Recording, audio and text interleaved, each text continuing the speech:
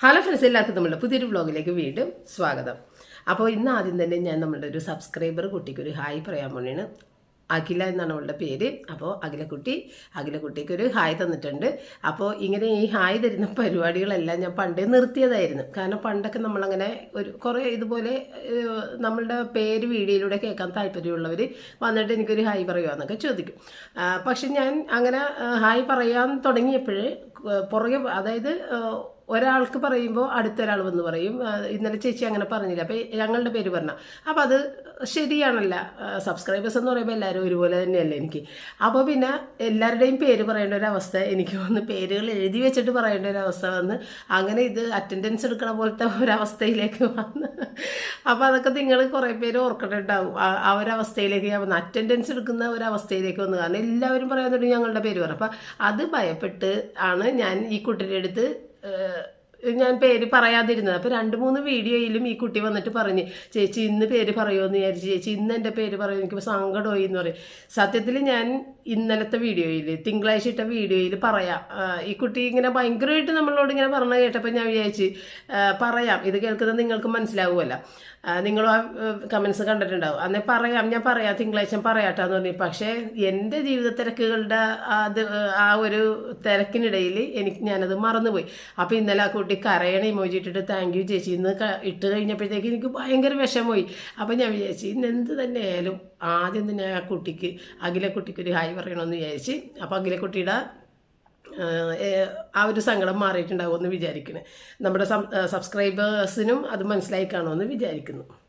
അപ്പോൾ ഇനി ഇന്നത്തെ നമ്മളുടെ വീഡിയോയിലേക്ക് കടക്കുന്നതിന് മുമ്പ് തന്നെ ഞാൻ ഇന്നലെ ഒരു കാര്യം പറഞ്ഞിട്ടുണ്ടായിരുന്നു, റോജറിൻ്റെ പല്ല് എടുത്തത്. അപ്പോൾ അതിനകത്ത് എനിക്ക് കൂടുതൽ കാര്യങ്ങൾ അതിനെക്കുറിച്ച് പറയാൻ സാധിച്ചിട്ടുണ്ടാകുന്നില്ല, അതിനുള്ളൊരു ഗ്യാപ്പ് ഉണ്ടാകുന്നില്ല. അപ്പോൾ കമൻസിൽ പറിക്കേണ്ടിയില്ലായിരുന്നെന്നും പറിച്ചത് നന്നായിരുന്നും ചില ആളുകളുടെ അനുഭവം, അത് പറിച്ചത് നന്നായി, ഇങ്ങനെയുള്ള അനുഭവങ്ങൾ ഉണ്ടാവും എന്നൊക്കെ പറഞ്ഞിട്ടുള്ള കമൻസ് കണ്ടിട്ടുണ്ടായിരുന്നു. അപ്പോഴാണ് ഞാൻ വിചാരിച്ചത് ഇത് എന്തായാലും ഇതിനെക്കുറിച്ച് അറിയില്ലാത്ത ഒരുപാട് ആളുകളുണ്ട്. എനിക്കും അറിയില്ലായിരുന്നു. പക്ഷേ ഇപ്പം നമ്മൾ ഈ പല്ലിൻ്റെ ട്രീറ്റ്മെൻറ്റിന് വേണ്ടി പോകാൻ തുടങ്ങിയപ്പോഴത്തേക്കുമാണ് ഡോക്ടേഴ്സ് നമ്മളുടെ അടുത്ത് നമ്മളുടെ പല്ലിന് എന്ത് ചെയ്യണമെന്നുണ്ടെങ്കിലും അവർ അതിൻ്റെ എല്ലാ വശവും നല്ല വശവും നമുക്ക് പറഞ്ഞു തരും കേട്ടോ. എന്നിട്ടാണ് അവർ ഓരോ കാര്യങ്ങൾ ചെയ്യണത്. അല്ലാതെ അത് അവരുടെ ഒരു ബിസിനസ് മൈൻഡിൽ ചെയ്യുന്ന കാര്യമില്ല. പ്രത്യേകിച്ച് ഫേസറ്റിൽ എനിക്ക് അങ്ങനെ തോന്നിയിട്ടില്ല. കാരണം നമ്മളുടെ വലുതെന്ന് വിചാരിച്ചിരുന്ന കാര്യങ്ങൾ വളരെ ചെറിയ രീതിയിൽ എനിക്ക് ചെയ്തു തന്നതാണ് ഫേസറ്റ്. അപ്പോൾ അങ്ങനെ ഇല്ലെന്നുള്ളത് എനിക്കറിയാം. അപ്പോൾ ഞാൻ പറഞ്ഞു വന്നത്, റോജറിൻ്റെ പല്ല്, അതായത് നമ്മളുടെ ഒക്കെ ഈ അറ്റത്ത്, താഴെ മുകളിലും അറ്റത്തുള്ള ഓരോ പല്ലുകളില്ലേ, അതിനെ വിസ്ഡം ടീത്ത് എന്നാണ് പറയണത്. അപ്പോൾ ഈ വിസ്ഡം ടീത്ത് 4 എണ്ണം പണ്ട് കാലങ്ങളിൽ ഉള്ള ആളുകൾക്ക് അത് വേണമായിരുന്നു. കാരണം റോ ആയിട്ടുള്ള സാധനങ്ങൾ, ഭയങ്കര ഹാർഡായിട്ടുള്ള സാധനങ്ങൾ, വേവിക്കാത്ത സാധനങ്ങൾ എന്ന് പറയുമ്പോൾ ഭയങ്കര ഹാർഡായിരിക്കും. അപ്പം അങ്ങനെയുള്ള സാധനങ്ങളൊക്കെ പണ്ടത്തെ ആളുകൾ കടിച്ച് ചവച്ചൊക്കെ കഴിക്കുമായിരുന്നു. പക്ഷേ ഈ ഒരു പുതിയ കാലഘട്ടത്തിലേക്ക് വന്നു കഴിഞ്ഞപ്പോൾ ഈ പല്ലുകൾക്ക് ഉപയോഗമില്ലാതെയായി. കാരണം നമ്മൾ കുക്ക് ചെയ്ത് ഭക്ഷണം കഴിക്കാൻ തുടങ്ങിയ ആ ഒരു കാലഘട്ടമാണ് ഞാൻ പറയുന്നത് കേട്ടോ. കുക്ക് ചെയ്ത് ഭക്ഷണം കഴിക്കാൻ തുടങ്ങിയ കാലഘട്ടം തുടങ്ങിയിട്ട് ഈ ഒരു പല്ലിൻ്റെ ഉപയോഗം ഇല്ലാതെയായി. അപ്പോൾ കൂടുതൽ ആളുകൾക്കും ഈ പല്ല് പുറത്തേക്ക് വരുന്നില്ല, എന്നാൽ ഈ പല്ല് ഉള്ളിലുണ്ടെന്ന് പറഞ്ഞു കഴിഞ്ഞാൽ ചിലപ്പോൾ നമ്മുടെ പല്ലുകളിൽ ഇങ്ങനെയല്ലേ ഇരിക്കണം, ഇങ്ങനെ ഇരിക്കും. ഈ പല്ല് ഇങ്ങനെ കിടക്കും കുറേ പേരുടെ, അത് കുറച്ച് ആളുകളുടെ. കുറേ പേർക്ക് ഇങ്ങനെ ഈ അറ്റത്ത് പല്ല് പുറത്തോട്ട് വരില്ല, ഇങ്ങനെ അല്ല നിൽക്കണത്, ഉള്ളിൽ ഇങ്ങനെ കിടക്കുകയും ചെയ്യണം. മറ്റുള്ള പല്ലുകൾ ഇങ്ങനെ നിൽക്കുമ്പോൾ ഈ പല്ലിങ്ങനെ കിടക്കുകയും ചെയ്യണത്. പിന്നെ ഇപ്പോൾ റോജറിൻ്റെ കേസ് എന്ന് പറഞ്ഞു കഴിഞ്ഞാൽ ഞാൻ ഇത് എക്സ്റേ ഞാനൊന്ന് കാണിച്ചിട്ടുണ്ടായിരുന്നു. അപ്പോൾ അതിനകത്ത് കറക്റ്റായിട്ട് കാണുന്നുണ്ട് റോജറിൻ്റെ പല്ല് ഇങ്ങനെ നിൽക്കണ പല്ല്, അതിൻ്റെ ഉള്ളിൽ നിന്ന് വിസ്ഡം പല്ല് ഇങ്ങനെ പുറത്തേക്ക് വന്നിട്ട് ഇങ്ങനെയാണ് നിൽക്കുന്നത്. പല്ലിൻ്റെ ഈ മോൾ വശം ഇതിൻ്റെ ഈ സൈഡിൽ വന്നിട്ട് ഈ പല്ല് കേടാകാൻ തുടങ്ങി. ഈ പല്ലിൻ്റെ മോൾവശം ഇവിടെയാണ്, അതിൻ്റെ ഈ സൈഡ് വശം ഇതിൻ്റെ മോൾവശം ഇങ്ങനെ വന്ന് മുട്ടിയിട്ട് ഇവിടെ കേടാകാൻ തുടങ്ങിയിട്ടുണ്ട്. അപ്പോഴാണ് അവർ പറഞ്ഞത് ഈ കേട് ഇപ്പം തുടങ്ങിയതേ ഉള്ളൂ, നമുക്ക് അവിടെ ഇത് റൂട്ട് കനാലിന് ചെയ്യേണ്ട ആവശ്യമൊന്നുമില്ല, വെറുതെ ഒന്ന് ചെറുതായിട്ടൊന്ന് ഫില്ല് ചെയ്ത് കൊടുത്തു കഴിഞ്ഞാൽ തീരുന്ന പ്രശ്നമേ ഉള്ളൂ. പക്ഷേ ഈ ഒരു പല്ലെടുത്ത് മാറ്റണം, ഈ വിസ്ഡം ടീത്ത് എടുത്ത് മാറ്റണം. വിസ്ഡം ടീത്ത് എന്ന് പറയുന്ന സംഭവം നമുക്ക് ഇപ്പോൾ ഉപകാരമില്ല. അത് 4 എടുത്ത് ഉള്ളിലുള്ളെങ്കിൽ പോലും അതെടുത്ത് കളയുന്നതാണ് നമ്മളുടെ ആരോഗ്യത്തിന് നല്ലത്. അതെടുത്ത് കളയണമെന്ന് പറഞ്ഞിട്ടുണ്ടായിരുന്നു. പിന്നെ ഇവന് വേദനകളൊന്നും വന്നിട്ടില്ല, കാരണം ആ ഒരു അവസ്ഥയിലേക്ക് വന്നിട്ടില്ല, ആ അവസ്ഥയിലേക്ക് വരും. അപ്പോൾ ഈ ഞാൻ പറഞ്ഞില്ലേ വിസ്ഡം ടീത്ത് ചില ആളുകൾക്ക് ഇങ്ങനെ പുറത്തേക്ക് ഇങ്ങനെ വളർന്നിട്ട് പകുതി പുറത്ത് നിൽക്കും. ഇപ്പം എനിക്കൊരെണ്ണം അങ്ങനെ നിൽക്കുന്നുണ്ട്, അതിൻ്റെ അടുത്ത് എടുത്ത് കളയാൻ പറഞ്ഞിട്ടുണ്ട്, പക്ഷെ ഞാൻ എടുപ്പിച്ചില്ല, പേടിച്ചിട്ട്. എനിക്ക് ഭയങ്കര പേടിയാണ്. അപ്പോൾ കാരണം നമുക്ക് വീട്ടിൽ ഒരു സാഹചര്യമില്ല, അതുകൊണ്ടാണ് ഞാൻ എടുക്കേണ്ടതെന്ന് പറഞ്ഞത്. ഇപ്പം പിള്ളേർക്കൊക്കെ എടുത്തു കഴിഞ്ഞാൽ അവർക്ക് റെസ്റ്റ് എടുക്കാം. എനിക്ക് വന്ന് എടുത്തു കഴിഞ്ഞിട്ടുണ്ടെങ്കിൽ ഞാൻ ഇത്രയും ദിവസമൊക്കെ റെസ്റ്റ് എടുക്കാൻ നടക്കണ കാര്യമില്ല. അപ്പോൾ എൻ്റേത് അവിടെ നിൽക്കുന്നുണ്ട്, എൻ്റെ മോളത്തെ വിസ്ഡം ടീത്ത് അവിടെ ഉണ്ട്. ബാക്കിയുള്ള 3 ഓരോ കുട്ടികളുടെ പ്രസവത്തിന് എടുത്ത് കളഞ്ഞത് 3 കാരണം ശക്തിയായ വേദനയാണ്. ഈ വേദന എനിക്ക് വരണമെന്ന് വെച്ച് കഴിഞ്ഞാൽ ഇവിടെ മൊത്തം വേദനയാണ്, ഈ ചെവിയുടെ ഭാഗത്തേക്ക് വേദന വരും. അപ്പോൾ അതുകൊണ്ട് ഈ വിസ്ഡം ടീത്ത് ഉള്ളിൽ കിടക്കുന്നത് സർജറി ചെയ്ത് പുറത്തെടുത്ത് കളയുന്നതാണ് നമുക്ക് നല്ലത്. അല്ലെന്നുണ്ടെങ്കിൽ നമ്മൾ ഈ തലവേദന, ചിലവർക്ക് എപ്പോഴും തലവേദനയുണ്ട്, അത് മൈഗ്രെയിൻ ആണോ എന്താണോ നമ്മളിങ്ങനെ അറിയില്ല, അത് ട്രീറ്റ്മെൻറ്റ് ചെയ്യും. പക്ഷേ അതൊന്നും ആയിരിക്കില്ല, ചെവി വേദന ചിലവർക്ക്. അപ്പോൾ ഇങ്ങനെയുള്ള വേദനകൾ വരുമ്പോൾ നമ്മൾ വിചാരിക്കും അത് വേറെ രീതിക്ക് ENT കൊണ്ടേ കാണിക്കും. പക്ഷേ ENT അല്ല കാണിക്കണം. ശരിക്കും പറഞ്ഞാൽ ആദ്യം പല്ലിൻ്റെ കാര്യം പോയി നോക്കണം. ഈ പല്ലുള്ളിൽ കിടന്നു കഴിഞ്ഞിട്ടുണ്ടെങ്കിൽ ഇതൊരു സർജറിയിലൂടെ എടുക്കാൻ പറ്റും. സാധാരണ നമ്മൾ എന്താ പറയുന്നത്, പല്ല് പറിക്കണം എന്നല്ലേ പറയുന്നത്, അല്ലെങ്കിൽ പല്ലെടുക്കണം. ഇതങ്ങനെയല്ല, ഇത് ഒരു സർജറിയാണ്. കാരണം ആ മോണയൊക്കെ കീറി അതിൽ 2-3 സ്റ്റിച്ച് വിട്ടിട്ട് ആണ്. അപ്പം നമുക്ക് അത് തന്നിട്ടുണ്ടായിരുന്നു, ഇങ്ങോട്ട് നമ്മളുടെ കയ്യിലേക്ക് തരും പല്ല്. ഞങ്ങളെടുത്തില്ല. ഇവിടെ റിച്ചാർഡ് പറഞ്ഞു വേണ്ടാന്ന് പറഞ്ഞിട്ട്, റോജർ പറയും കാണുകയും കൂടി വേണ്ട, അങ്ങനെ പേടിയായിട്ട് അത് എടുത്തില്ല കേട്ടോ, അല്ലെങ്കിൽ ഞാൻ കാണിച്ചു തന്നേന്. അപ്പം അങ്ങനെ ഈ പല്ല്, റോജറിൻ്റെ പല്ലിന് ബുദ്ധിമുട്ട്, വേദന വന്നിട്ടില്ല, പക്ഷെ അതിൻ്റെ സൈഡിൽ ഇങ്ങനെ കേട് വന്നിട്ടുണ്ട്, അടുത്ത പല്ലിന് കേട് വന്നിട്ടുണ്ട്. അപ്പോൾ അവർ പറഞ്ഞത് ഈ ഒരു പല്ല് താമസിക്കും തോറും എന്തായാലും അതെടുത്ത് കളയണം. പിന്നെയാണെങ്കിൽ റോജറിൻ്റെ ഈ മോണയിലുള്ള എല്ലുകളുണ്ട്, ആ എല്ലുകളിൽ കുടുങ്ങിപ്പോയി. അപ്പോൾ അതുകൊണ്ട് തന്നെയാണ് ഈ സർജറി കുറച്ച് കോംപ്ലിക്കേറ്റഡ് ആയതും പൈസ കൂടുതൽ സർജറിയുടെ ആ ഒരു കോസ്റ്റൊക്കെ, അതായത് ഈ സർജറി ആയതുകൊണ്ട് തന്നെ അതിൻ്റെ കോസ്റ്റ് എല്ലാ പല്ലുകൾക്കും ഒരുപോലെ ആയിരിക്കില്ല. കുറച്ച് കോംപ്ലിക്കേറ്റഡ് ആയി വരുന്ന സംഗതികൾക്ക് അവർ അത്രയും ബുദ്ധിമുട്ടിയിട്ടാണ്. അത് നമ്മൾക്ക് ദോഷമില്ലാത്ത രീതിയിൽ എടുക്കണമെങ്കിൽ ഇത്തിരി ബുദ്ധിമുട്ടാണ്. അപ്പോൾ അതിൻ്റെ കോസ്റ്റാണ് കൂടിപ്പോകുന്നത് കേട്ടോ. അല്ലാതെ ഇപ്പോൾ ഒരു പല്ല് പറിക്കണമെങ്കിൽ 5000 രൂപ അങ്ങനെ ചിന്തിക്കേണ്ട കാര്യമില്ല.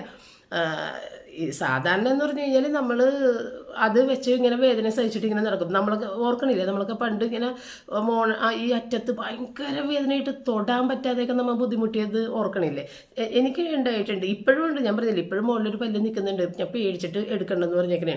അപ്പോൾ അങ്ങനെ ഈ കാലഘട്ടത്തിലെ കുട്ടികൾക്ക് ഈ 4 പല്ലുകളും ഉള്ളിൽ ഉണ്ടാകും, പുറമേ കണ്ടില്ലെങ്കിൽ. അതായത് ഇനിയത്തെ കാലഘട്ടത്തിൽ ഇപ്പോൾ ഈ നിൻ്റെ 32 പല്ലും ഞാൻ അടിച്ചു വയറെന്നൊക്കെ പറഞ്ഞ് തമാശക്ക് പറയൂലേ, ഇനി അങ്ങനെ പറയാൻ പറ്റില്ല, കാരണം 28 പല്ലുള്ള എല്ലാവർക്കും. അപ്പോൾ ഇനി ആ പറച്ചിലൊക്കെ തിരുത്തി പറയണം, 28 പല്ലടിച്ച് താഴ്ത്തിടും എന്നുള്ളത് പറയേണ്ടി വരും. അപ്പോൾ ഈ കാലഘട്ടത്തിൽ 28 പല്ലേ ഉള്ള എല്ലാവർക്കും.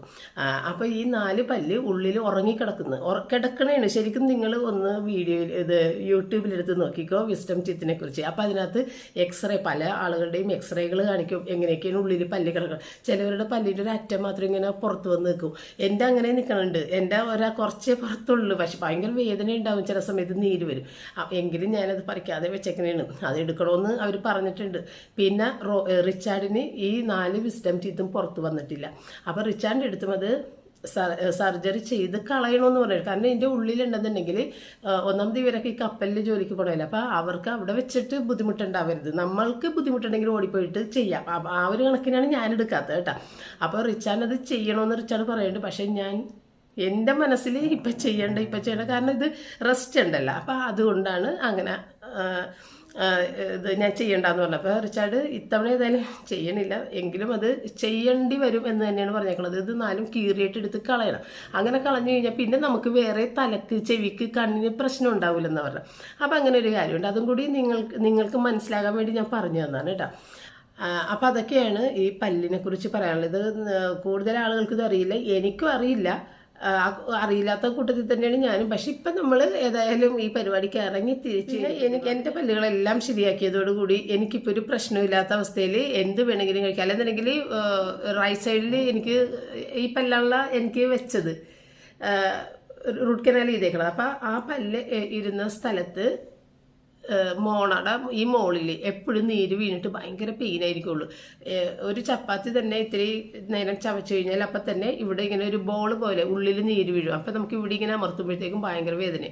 അപ്പം അതെല്ലാം മാറി, റൂട്ട് കനാൽ ചെയ്തതോട് കൂടിയിട്ട് അതെല്ലാം മാറി. കാരണം റൂട്ട് കനാൽ എന്ന് പറയുന്നത് കൂടി ഞാനൊരു കാര്യം ഇതിലൂടെ പറയാം. റൂട്ട് കനാൽ എന്ന് പറയുന്നത് തന്നെ നമ്മളുടെ പല്ല് അവിടെ ഉണ്ടെന്ന് മാത്രമേ ഉള്ളൂ, പല്ലും മോണയും തമ്മിലുള്ള ബന്ധം വിടിയിച്ചിട്ടാണ് ഈ ക്യാപ്പൊക്കെ ഇടുന്നത്. അപ്പം അതിൻ്റെ അകത്ത് വേറെ ഫില്ലിംഗ് ഒക്കെ അവർ ചെയ്യുന്നുണ്ട്. ആ പല്ലിൻ്റെ ഈ ഞരമ്പുള്ള സ്ഥലത്തിന് പകരം അവിടെ വേറെ എന്തൊക്കെയോ സാധനങ്ങൾ ഫില്ല് ചെയ്തിട്ടൊക്കെയാണ് ഈ പല്ലിൻ്റെ മീതെ നമുക്ക് കേട് വന്നത് കാണാതിരിക്കാനായിട്ട് അത് ക്ലീൻ ചെയ്തിട്ട് ക്യാപ്പൊക്കെ ഇട്ടിട്ട് തരണത്. അതുകൊണ്ട് തന്നെ നമ്മൾ എത്ര ചോദിച്ചാലും നമ്മുടെ പല്ലിന് മോണയുമായിട്ട് യാതൊരു കണക്ഷനും ഇല്ല. ഈ റൂട്ട് കനാൽ എന്ന് പറഞ്ഞത് അതാണ്, പല്ല് മോണയുമായിട്ട് യാതൊരു കണക്ഷനും ഇല്ല, എന്നാൽ അതവിടെ പിടിച്ചുറച്ച് നിൽക്കുകയും ചെയ്യുന്നുണ്ട്, ഒടിഞ്ഞൊന്നും പോകുന്നില്ല. അപ്പോൾ അത് നമ്മൾ ഈ ക്യാപ്പ് ഇട്ടില്ലെന്നുണ്ടെങ്കിൽ റൂട്ട് കനാൽ ചെയ്ത പല്ല് സാവധാനം പൊടിഞ്ഞു പോയി തീരും. കാരണം അതിന് ബലമില്ലാതെ മോണയുമായിട്ട് കണക്ഷനില്ല. ഇത് ക്യാപ്പ് ഇട്ട് കഴിയുമ്പോഴത്തേക്കും ആ പല്ല് സേഫായിട്ട് അതിൻ്റെ അകത്ത് ഇരിക്കുന്നുണ്ട്, കേടുപാടുകളൊന്നും പുറത്ത് കാണുന്നില്ല. പുറത്ത് ഇതുപോലെ നല്ല ഭംഗിയായിട്ടുള്ള അതിൽ ഈ ഒരു ക്യാപ്പ് ഇട്ട് കഴിഞ്ഞിട്ടുണ്ടെന്നുണ്ടെങ്കിൽ പിന്നെ നമുക്ക് എന്ത് വേണമെന്നുണ്ടെങ്കിലും, ഇപ്പം ഞാൻ എന്ത് വേണമെന്നുണ്ടെങ്കിലും ചവച്ചരച്ച് കഴിക്കുന്നുണ്ട്. പിന്നെ ഹാർഡായിട്ടുള്ള സാധനങ്ങൾ കടിക്കുമ്പോൾ ശ്രദ്ധിക്കണമെന്ന് പറഞ്ഞിട്ടുണ്ട്. അത്രയേ ഉള്ളൂ, അല്ലാതെ വേറെ കുഴപ്പങ്ങളൊന്നുമില്ല. അപ്പോൾ ഇതൊക്കെയാണ് പല്ലിനെ കുറിച്ച് എനിക്ക് നിങ്ങളടുത്ത് പറയണമെന്ന് തോന്നിയിട്ട്, അതുകൊണ്ട് പറയണം. അപ്പോൾ റോജർ ഇങ്ങനെ പോകാൻ നിൽക്കുന്ന ആൾക്കല്ലേ എന്ന് വിചാരിച്ചിട്ടാണ് ഞാനിപ്പോൾ ചെയ്യേണ്ടെന്ന് പറഞ്ഞുകൊണ്ടിരുന്നത്. ചെയ്യണത് തന്നെയാണ് നല്ലത്. റോജർ ഏതായാലും ഇവിടെ വന്ന് നിന്നപ്പോഴത്തേക്കും ശരീരം നന്നാകട്ടെ എന്ന് പറഞ്ഞ് ഫുഡ് കൊടുക്കാൻ വേണ്ടിയാണ് ഞാൻ സത്യത്തിൽ പിടിച്ച് നിർത്തിയത്. പക്ഷേ ഇപ്പം ഫുഡ് കഴിക്കാൻ പറ്റാത്ത അവസ്ഥ, അതാണ് എനിക്ക് കൂടുതൽ സങ്കടം ചെയ്തിട്ട്, അല്ലാതെ വേറൊന്നുമല്ല. അവനിപ്പോൾ പോകേണ്ട സമയമായി വരുന്നുണ്ട്. അപ്പോൾ ക്ഷീണിച്ചിട്ട് ഇനി ഇവിടുന്ന് പോകേണ്ടി വരുമല്ല എന്നുള്ളത്.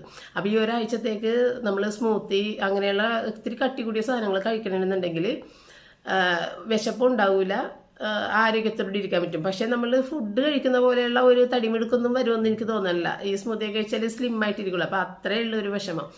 ഒരാഴ്ച ഒന്ന് നോക്കിക്കഴിഞ്ഞിട്ടുണ്ടെന്നുണ്ടെങ്കിൽ പിന്നെ സ്റ്റിച്ച് എടുത്തു കഴിഞ്ഞാൽ കുഴപ്പമില്ല. എങ്കിലും ഹാർഡായിട്ടുള്ള സാധനങ്ങൾ നമ്മൾ ഈ ചിക്കൻ ലെഗൊക്കെ പിടിച്ച് ഇങ്ങനെ കടിച്ച് വലിക്കണതൊക്കെ കണ്ട് അങ്ങനെയൊന്നും ചെയ്യരുതെന്ന് ഡോക്ടേഴ്സ് പറഞ്ഞിട്ടുണ്ട്. അപ്പോൾ നമുക്ക് ഒരുപാട് ഇൻസ്ട്രക്ഷൻസ് തരും.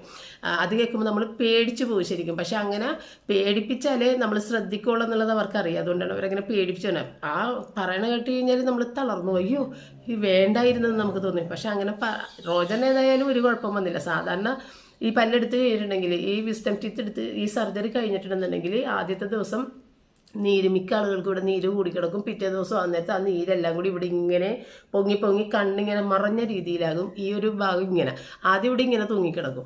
അപ്പം അങ്ങനെയാണ് മിക്കവർക്കും. പക്ഷെ റോജറിന് ഇപ്പം താടിയൊക്കെ ഉള്ളതുകൊണ്ട് കുഞ്ഞൊരു ചെറിയൊരു നീര് ഉണ്ടെങ്കിലും നമുക്ക് കാണാൻ പറ്റില്ല.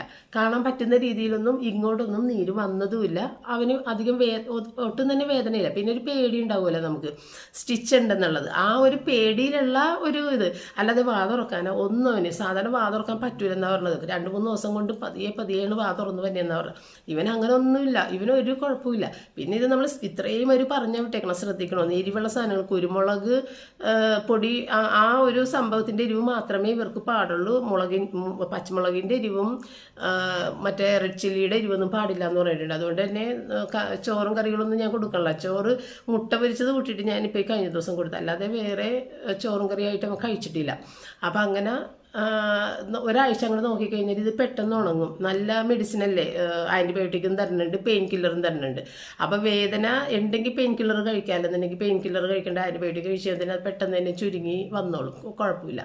അപ്പോൾ ഇനി ഇങ്ങനെയുള്ള ബുദ്ധിമുട്ടുകളുണ്ട് ഉള്ളവരൊക്കെ കൂടിയിട്ട് അറിയിക്കാനാണ് ഞാനിത് പറഞ്ഞത്. ഈ സംഭവം എടുത്ത് കളയുന്നത് നല്ലതിന് വേണ്ടിയാണ്. നമുക്ക് ഭാവിയിലുള്ള ഈ ചെവി, കണ്ണിങ്ങനെയുള്ള പ്രശ്നങ്ങൾ നമ്മൾ വേറെ ട്രീറ്റ്മെൻറ്റിന് പോകും, അതിനാണ് അസുഖം എന്ന് പറയുന്നത്. പക്ഷെ അതല്ല, ഈ വിസ്ഡം ടീത്ത് ഇങ്ങനെ നമുക്ക് പണി തന്നെ ഉണ്ട് ഇപ്പം പുതിയ തലമുറക്ക്. അപ്പോൾ പുതിയ തലമുറ എന്ന് പറഞ്ഞാൽ നമ്മളൊക്കെ അതിൽ പെട്ട് കഴിഞ്ഞിട്ടാണ്. അതിന് മുന്നുള്ള കാലഘട്ടത്തിലാണ് ഈ വിസ്ഡം ടീത്ത് എല്ലാം പുറത്തേക്ക് വന്നുകൊണ്ടിരുന്ന കാലഘട്ടം. ഇനിയിപ്പം നമ്മളുടെ അടുത്ത കുഞ്ഞുങ്ങൾക്കൊന്നും ഈ വിസ്ഡം ടീത്ത് ഉണ്ടാവില്ല. അതിൻ്റെ ആവശ്യമില്ല, നമ്മുടെ ലൈഫ് സ്റ്റൈൽ മാറി. പിന്നെ റോജൻ്റെ പോലെ ഇങ്ങനെ ചരിഞ്ഞ് വളരണമാണെന്നുണ്ടെങ്കിൽ അതിങ്ങനെ ഇടിച്ച് മറ്റേ പല്ലിനേക്ക് ഇങ്ങനെ ചരിക്കാൻ തുടങ്ങും.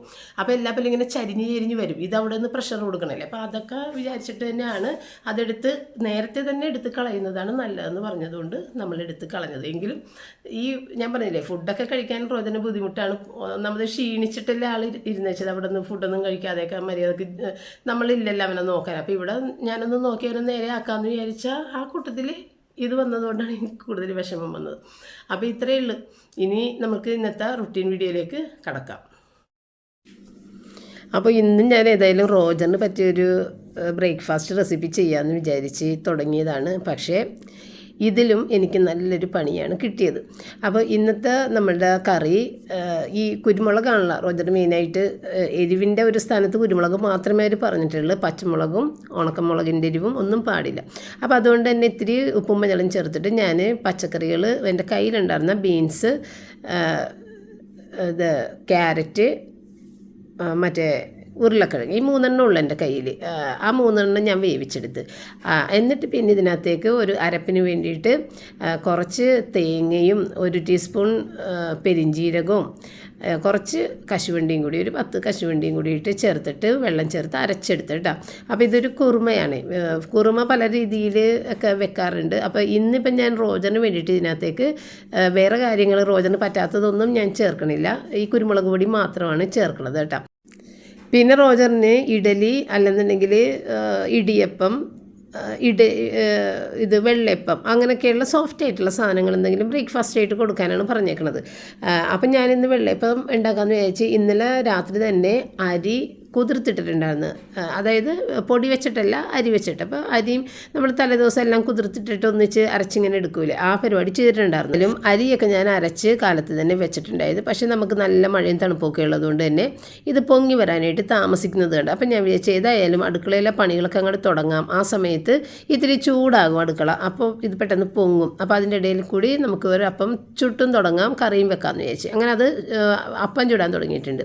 പിന്നെ വെളിച്ചെണ്ണയുടെ അകത്തേക്ക് നമ്മൾ പട്ട, കറിയാമ്പൂ, ഏലക്കായ ഇട്ടിട്ട് ഒന്ന് പൊട്ടിക്കഴിയുമ്പോഴത്തേക്കും ചെറുതായിട്ട് അരിഞ്ഞ സവാള, പേരിന് 1 പച്ചമുളകൊന്ന് ഒടിച്ചിടുന്നുണ്ട്. അധികം എരിവൊന്നുമില്ല, എങ്കിലും ആ ഒരു ഫ്ലേവർ ഇതിന് നല്ലതാണ്. പിന്നെ ഇത്തിരി വെളുത്തുള്ളി ഇഞ്ചി പേസ്റ്റ് അതും കൂടി ഇട്ടിട്ട് പിന്നെ ഞാൻ കുരുമുളക് പൊടി മാത്രം ഇടുന്നത്, വേറൊന്നും ഇടണില്ല. കളറിന് വേണ്ടിയിട്ട് ഇത്തിരി മഞ്ഞൾപ്പൊടി. എന്നിട്ട് നമ്മൾ വേവിച്ച് വെച്ച ഇത് ബീൻസും ക്യാരറ്റും ഉരുളക്കിഴങ്ങും. അപ്പോൾ സാമ്പാറിൻ്റെ പീസ് നമ്മൾ മേടിച്ച് വെച്ചിട്ടുണ്ടായിരുന്നില്ല, അതിനകത്ത് നിന്നാണ് ഞാൻ ബീൻസൊക്കെ എടുത്തത് കേട്ടോ. ക്യാരറ്റ് ഉരുളക്കിഴങ്ങും എൻ്റെ കയ്യിലുണ്ടായിരുന്നു. പിന്നെ നമ്മൾ അരച്ച് വെച്ച ആ സാധനം, തേങ്ങ, പെരിഞ്ജീരകം, കശുവണ്ടി, അതും കൂടി ചേർത്തിട്ട് പിന്നെ ആ ജാറ് കഴുകിയിട്ടും കൂടി ആ വെള്ളവും കൂടി ഒഴിച്ചിട്ട് പിന്നെ ഞാൻ ഇതിനകത്തേക്ക് ഒരു ഇത്തിരി ക്രീം കൂടിയിട്ട്, ഫ്രഷ് ക്രീം കൂടിയിട്ട് ചേർത്തിട്ടുണ്ടായിരുന്നു. അത് ഇതിനകത്ത് ഞാൻ കാണിച്ചിട്ടില്ല. ഈ ഫ്രഷ് ക്രീം പൊട്ടിച്ച് കഴിഞ്ഞിട്ടുണ്ടെങ്കിൽ അധികം ദിവസം വെക്കാൻ പാടില്ല, അത് കഴിച്ചു പോയി. അപ്പോൾ അതുകൊണ്ട് ഇങ്ങനെയുള്ള സാധനങ്ങൾ വെക്കുമ്പോൾ ഞാൻ ആവശ്യമില്ലെങ്കിൽ പോലും അതിനകത്തേക്ക് കുറച്ചിടും. അപ്പോൾ അത് ഇടേണ്ട ആവശ്യമില്ല, നിങ്ങൾ ഇടേണ്ട ആവശ്യമില്ല. അതുകൊണ്ട് ഞാൻ പിന്നെ കാണിക്കാറുന്നത് ഫ്രഷ് ക്രീം ഇട്ടിട്ടുണ്ടായിരുന്നു. പിന്നെ ഇത്തിരി മല്ലിയിലയും കൂടി. താളിക്കുന്ന സമയത്ത് ഇത്തിരി വേപ്പിലയും കൂടി ഇടേണ്ടത്, അതായത് ഞാൻ ഇട്ടിട്ടില്ല. അപ്പോൾ ഇനി കാണുന്നത് റോജറിന് വേണ്ടിയിട്ട് ഞാൻ മാംഗോ സ്മൂത്തി ചെയ്യണേണ്. കാരണം എന്താണെന്ന് വെച്ച് കഴിഞ്ഞാൽ ഇതുവരെയും സംഭവിക്കാത്ത ഒരു കാര്യമാണ് ഇന്ന് വെള്ളയപ്പം ഉണ്ടാക്കിയപ്പോൾ സംഭവിച്ചത്. വെള്ളയപ്പം ഹാർഡായിപ്പോയി. അത്രയും ഹാർഡായിട്ട് ഞാൻ എൻ്റെ ജീവിതത്തിൽ വെള്ളയപ്പം ഉണ്ടാക്കിയിട്ടില്ല. എന്താണ് സംഭവമെന്ന് എനിക്കൊരു പിടുത്തം കിട്ടിയില്ല. ഈ വെള്ളയപ്പം ഇപ്പോൾ പൊങ്ങിയില്ലെങ്കിൽ പോലും നമ്മൾ ഉണ്ടാക്കി കഴിയുമ്പോഴത്തേക്കും അത് സോഫ്റ്റായിട്ട് തന്നെയാണ് ഇരിക്കുന്നത്. പൊങ്ങി ഹോൾസ് ഒന്നും ഉണ്ടാവില്ലെന്നേ ഉള്ളൂ. ഇത് പൊങ്ങുകയും ചെയ്ത് ഹോൾസൊക്കെ വരെയും ചെയ്ത് എല്ലാം ആണ്. പക്ഷേ ഈ വെള്ളയപ്പം പല്ലുള്ളവർക്ക് പോലും തിന്നാൻ പറ്റാത്ത അവസ്ഥയിലാണ് ഇരിക്കുന്നത്. എനിക്ക് ഭയങ്കര സങ്കടമായിപ്പോയി. ഞാൻ റോജറിന് വേണ്ടിയിട്ടാണ് ഈ കറി ഉണ്ടാക്കിയതും വെള്ളയപ്പം ഉണ്ടാക്കി. പക്ഷേ അവനത് കഴിക്കാൻ പറ്റാത്ത അവസ്ഥയായിപ്പോയി. കാരണം അങ്ങനെ ഹാർഡായിട്ടുള്ളതൊന്നും കഴിക്കാൻ പാടില്ല. ഞാനെപ്പോഴും വെള്ളയപ്പം ഉണ്ടാക്കുമ്പോൾ നിങ്ങളെ കാണിക്കണതല്ലേ എത്ര സോഫ്റ്റായിട്ടാണ് വെള്ളയപ്പം കിടക്കണത്. ഇത് എന്താണെന്ന് എനിക്ക് യാതൊരു പിടുത്തവും കിട്ടിയില്ല. ഏതായാലും പിറ്റേ ദിവസവും ഞാൻ ഒരു പരീക്ഷണം നടത്തി ഈ അരി വെച്ചിട്ട്. അതായത് ഞാൻ കഴിഞ്ഞ തവണ പുതിയ പച്ചരി മേടിച്ചതായിരുന്നു ഉപയോഗിച്ചിട്ടുണ്ടായിരുന്നത്. അപ്പോൾ ഇനി പച്ചരിയുടെ കുഴപ്പം വല്ലതും ആണോ? അപ്പം ഞാൻ ചേച്ചിനെ വിളിച്ചപ്പോഴത്തേക്കും ചേച്ചിയുടെ ഞാൻ പറഞ്ഞിട്ടുണ്ടായിരുന്നു ഈ വെള്ളയപ്പം ഇങ്ങനെ ഹാർഡായിപ്പോയി, ഒട്ടും കഴിക്കാൻ പറ്റാത്ത അവസ്ഥയായിപ്പോയി എന്ന് പറഞ്ഞ്.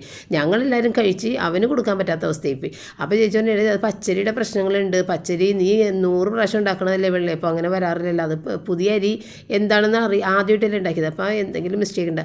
അത് വിചാരിച്ചിട്ട് ഞാൻ പിറ്റേ ദിവസവും ഈ പറഞ്ഞ പോലെ ആ അരിയുടെ കുഴപ്പമാണോ എന്നറിയാൻ വേണ്ടി ഞാൻ പിറ്റേ ദിവസം അരി ഉഴുന്നൊക്കെ കുതിർത്തിട്ട് പിറ്റേ ദിവസം നല്ല ചോറൊക്കെ ചേർത്ത്, പിറ്റേ ദിവസമല്ല കാലത്ത് കുതിർത്തിട്ട് വൈകുന്നേരം അരച്ച് പിറ്റേന്ന് ഇഡലി ഉണ്ടാക്കിയതും കരിങ്കല്ല് പോലെയാണ് ഇഡലി കിട്ടിയത് കേട്ടോ. അതെന്താണെന്ന് എനിക്ക് അറിയില്ല, മനസ്സിലായില്ല. പിന്നെ വാട്ടർ മെലണൊക്കെ കട്ട് ചെയ്ത് അതുമൊക്കെ ഒന്ന് വെച്ച്.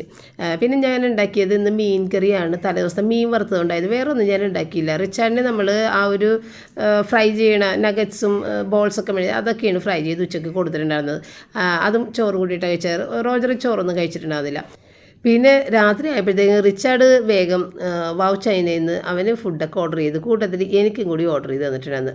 റോജറിന് കഴിക്കാൻ പാടില്ലല്ലോ, പപ്പ പിന്നെ കഴിക്കുകയില്ല ഇതൊന്നും, അതുകൊണ്ട് എനിക്കും അവനും ഓർഡർ ചെയ്തിട്ടുണ്ടായിരുന്നു. അപ്പോൾ ഫ്രൈഡ് റൈസും ചിക്കൻ മഞ്ചൂരിയനുമാണ് റിച്ചാർഡ് എടുത്തേക്കുന്നത് കേട്ടോ. എനിക്ക് തന്നേക്കുന്നത് ഫ്രൈഡ് റൈസും ഗോബി മഞ്ചൂരിയനും ഹണി ഗ്ലേസ്ഡ് പൊട്ടറ്റോ, പിന്നെ കുറച്ച് ഇത് എന്താണ് വെജിറ്റബിളിൻ്റെ ആ ഒരു പച്ചക്കാണ് ആ വെജിറ്റബിൾ ഇട്ടേക്കുന്നത്. പക്ഷേ ഇത് ഭയങ്കര എരിവാണ്, എനിക്കറിയാം ഇത് എരിവാണെന്ന്. അപ്പം ഞാൻ പറഞ്ഞു എനിക്ക് വേണ്ടാന്ന് ഞാൻ കുറേ പറഞ്ഞെങ്കിലും ഇവൻ മേടിച്ച് തന്നേക്കണേണ്. അപ്പോൾ ഞാനൊരു സൂപ്പ് കൂടി ഉണ്ടാക്കി കൊടുത്തു. ഇവന് ഭയങ്കര ഇഷ്ടമാണ് ഇങ്ങനെയൊക്കെ കഴിക്കണത്. അപ്പോൾ ഞാൻ സൂപ്പും കൂടിയിട്ട് ഉണ്ടാക്കി കൊടുത്തു. പിന്നെ ഇതിനെ കൂടിയിട്ട് ഒരു കോക്കക്കോളയുടെ പെപ്സിയുടെ ഒരു ചെറിയ ഇത് 250 ml ഒരു ബോട്ടിലും കൂടിയുണ്ട് കേട്ടോ. അപ്പോൾ ഇവൻ തന്നെ വന്നിട്ട് എനിക്ക് തുറന്നു തന്നിട്ട്. അപ്പോൾ ഇതിൻ്റെ അകത്ത് എനിക്ക് ആകെ ഇഷ്ടമുള്ളൊരു സാധനം ഈ സൈഡിലിരിക്കുന്ന ഒരു റോളുണ്ട്, ചീസ് ചിക്കൻ റോളാണ്. അത് നല്ല അടിപൊളിയാണ് കേട്ടോ. ബാക്കിയുള്ളത് ഇതെന്താണ് ഗോബി മഞ്ചൂരിയൻ. അപ്പോൾ ഈ ചീസ് റോൾ ഭയങ്കര ഇഷ്ടമാണ് എനിക്ക്. ഈ റൈസും നല്ല ടേസ്റ്റാണ്. പക്ഷേ ഈ മഞ്ചൂരിയനും അങ്ങനെയുള്ള സംഭവങ്ങളൊക്കെ ഭയങ്കര എരിവാണ്, എനിക്ക് കഴിക്കാനും പറ്റിയില്ല. പിന്നെ അവൻ അത്രയും സന്തോഷത്തോടു കൂടി സ്നേഹത്തോടു കൂടി തന്നതില്ലെന്ന് ചോദിച്ച് വളരെ കുറച്ച് ഞാൻ കഴിച്ചിട്ട് അതങ്ങനെ തന്നെ റിച്ചാർഡിന് കൊടുക്കുകയാണ് ചെയ്തത്. നീ കഴിച്ചോന്നും പറഞ്ഞിട്ട്.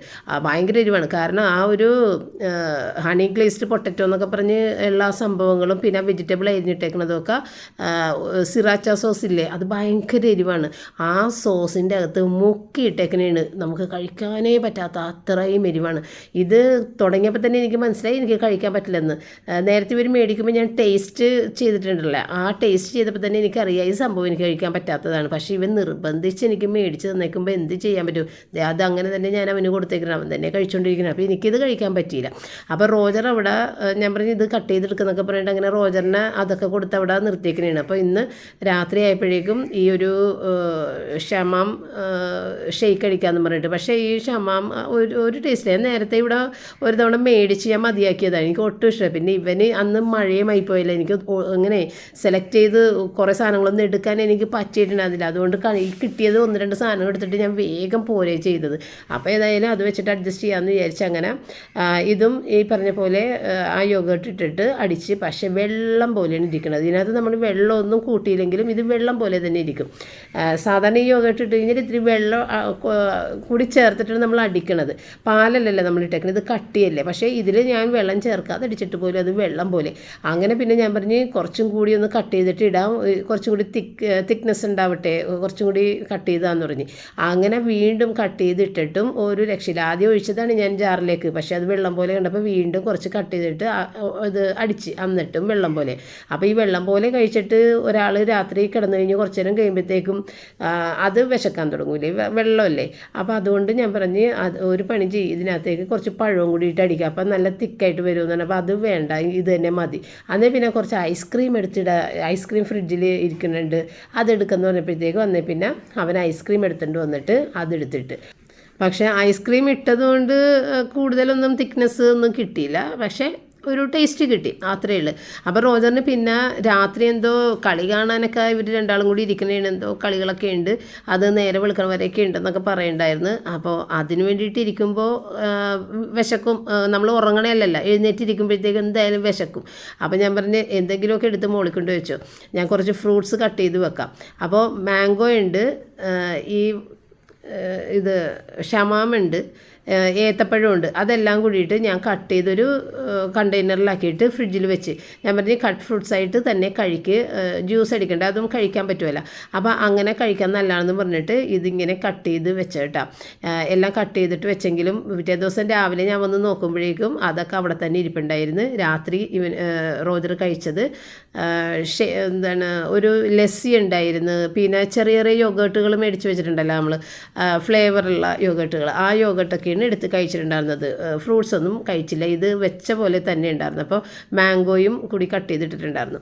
അങ്ങനെ അതെല്ലാം എടുത്ത് ഫ്രിഡ്ജിൽ വെച്ചിട്ട് പിന്നെ ഞാൻ എൻ്റെ രാത്രി കിടക്കണതിന് മുമ്പുള്ള കുളിക്കാനും അങ്ങനെയുള്ള കാര്യത്തിന് വന്നപ്പോഴത്തേക്കും സോപ്പ് തീർന്നിരിക്കുന്നതാണ്, വളരെ കുറച്ചേ ഉള്ളൂ. ഇനി ഞാൻ ചെറിയ സോപ്പ് വെച്ചിട്ട് കുളിക്കുമ്പോൾ കയ്യിൽ നിന്ന് താഴെ വീണ് അത് എടുക്കണത് എനിക്ക് ഒട്ടും ഇഷ്ടമല്ല. അപ്പോൾ ഞാൻ പോയിട്ട് വേറൊരു സോപ്പ് എടുത്തുകൊണ്ട് വന്നു. അപ്പോൾ ഈ സോപ്പ് ഫിയാമയുടെ സോപ്പ് അന്ന് റോജർ പറഞ്ഞ് എടുപ്പിച്ചാണ്, പക്ഷേ ഇത് ഗ്ലിസറിൻ സോപ്പാണെന്ന് എനിക്കറിയില്ലായിരുന്നു. കാരണം ഗ്ലിസറിൻ സോപ്പൊക്കെ വേഗം കൊണ്ട് അലിഞ്ഞു പോകും. അതുപോലെ തന്നെ ഇതിപ്പോൾ ഇപ്പോൾ രണ്ടാമത്തെ സോപ്പ് വെച്ച് കഴിഞ്ഞ് മേടിച്ചിട്ടേ കുറച്ച് ദിവസമായിട്ടുള്ളൂ, അപ്പോൾ തന്നെ രണ്ടാമത്തെ സോപ്പ് വെക്കേണ്ടി വന്നു. അപ്പോൾ നമ്മുടെ റൂബിയുടെ ഈ പ്രശ്നം തീർന്നിട്ടില്ല, അത് കുറഞ്ഞ് ഒരു ഇപ്പോൾ ഒരു 80% ആയി നിൽക്കുന്ന, ബാക്കി ഒരു 20% കൂടി മാറാനുണ്ട്. അതിൻ്റെ കോലാഹലമാണ് ഈ കാണിക്കുന്നത്. അപ്പോൾ ഇത്രയുള്ള ഇന്നത്തെ വീഡിയോ വെച്ചിട്ട് വൈൻഡപ്പ് ചെയ്യുന്നത്. ഇനി നമ്മൾക്ക് അടുത്തൊരു വീഡിയോ ആയിട്ട് നാളെ വീണ്ടും കാണാം. താങ്ക്